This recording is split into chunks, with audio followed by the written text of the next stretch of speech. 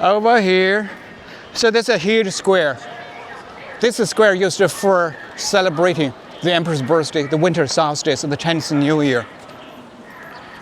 So first, let's get a look of those huge pods. There were used to be 308 such huge pods placed inside of the Forbidden City, but now there are only 231 left. Many of them were plundered away by those Japanese invaders in 1940s. So take a guess. What is the purpose of those huge pods? For what? Cook a big meal. Cook a big meal. Big meal. Oh, that's a good one. And wine. It has something to do with the water. Oh, water. Water cauldron for storing water against the fire, because pretty much all the buildings inside of the Forbidden City are made of wood, highly susceptible to catching the fire. That's why they put a lot of such cauldrons inside of the Forbidden City for storing water against the fire. So old school extinguisher, but they didn't work very well. Such a building caught fire on the top by lightning. Lightning caused a lot of fires back in the day. Nobody can carry water up to that high. Even though they have the water pump, we can only pump the water about to 20 meters. So better than nothing. Okay, and there's also a fire pit stays underneath the cauldron where they set up the fire during the wintertime to keep the water inside from freezing, because it is a freezing cold in Beijing during the wintertime.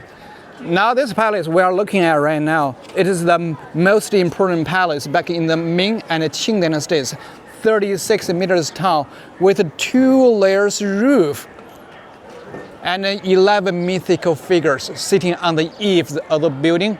11 represents the highest construction rank back in the day, highest hierarchy. So let's have a look at those roofs.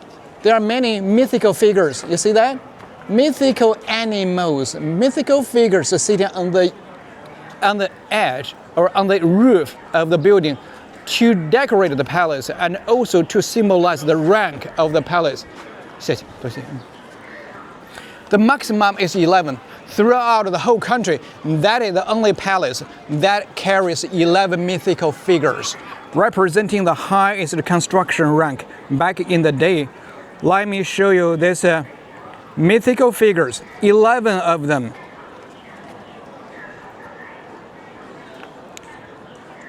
They are all the mythical figures, 11 of them.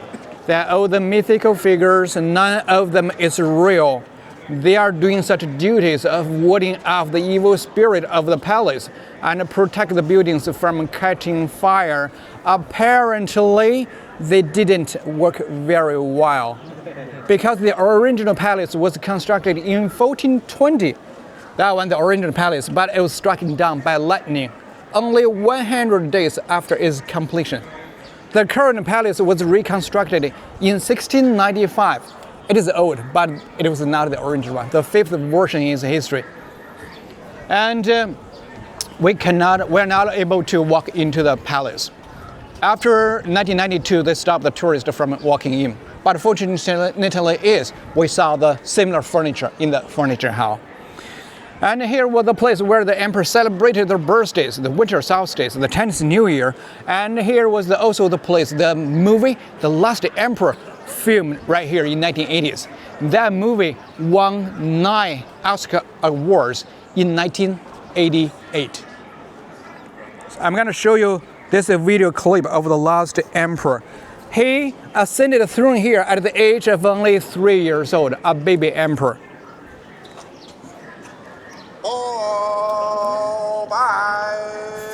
His father is kneeling to this little emperor.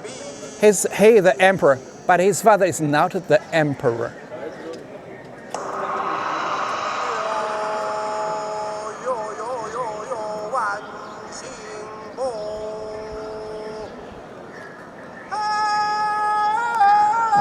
Let me go a little forward, fast forward a little bit.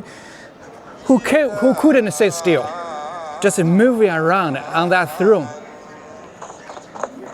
And his father was trying to calm him down. And his father said, Listen to what his father said. Did you hear that? His father said, it will soon be over. Don't move. Sit still. It will soon be over. It will soon be over. It will soon be over. He repeated 3 times. Those civil and military officials, they got so shocked because they thought that his father suggested that the Qing dynasty will soon be over. And 3 years later, after his father repeated 3 times, it will soon be over, the dynasty was really over. The dynasty lasted for 267 years, collapsed. But under the preferential treatment for the last emperor, this is a real picture of the last emperor. At the age of 16, when he got married. At the age of 60, when he was freed out of the prison. He retired, abdicated in 1911 at the age of 60 years old, but who still lived inside the Forbidden City until 1924, and then he was kicked out of the Forbidden City. Later on, he was made as a puppet emperor under Japanese control. And then he was captured by the Red Soviet Army at the end of the World War in 1945. He was sent back to China after the founding of the People's Republic of China. Anyone aware of the founding year of the People's Republic of China? 1949. October 1st, 1949. So he was kept in prison for another couple of years and released from prison. In 1958, he received a job in the Botanical Garden as a gardener, from the emperor to the gardener. And he died in 1967 at the age of 61. Died of the kidney cancer. Although he married 5 ladies, he had no children, 0 child.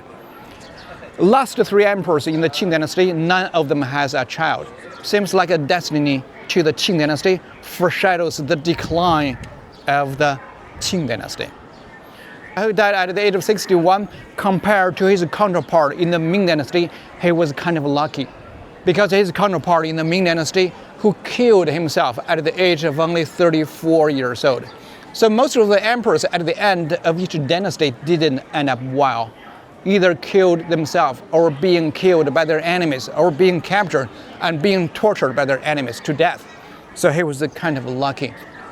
So that's the end of the emperor story. And the reason why he's the emperor instead of his father, because the emperor before him had no children. And he was appointed by this dragon lady to be the new emperor of the country instead of his father, because boy is easily to be manipulated rather than being an adult. Okay, make sense? Okay, let's continue. Let's move to the middle where we can take a group photo. This huge square is about 30,000 square meters, can accommodate like 10,000 people for public gathering.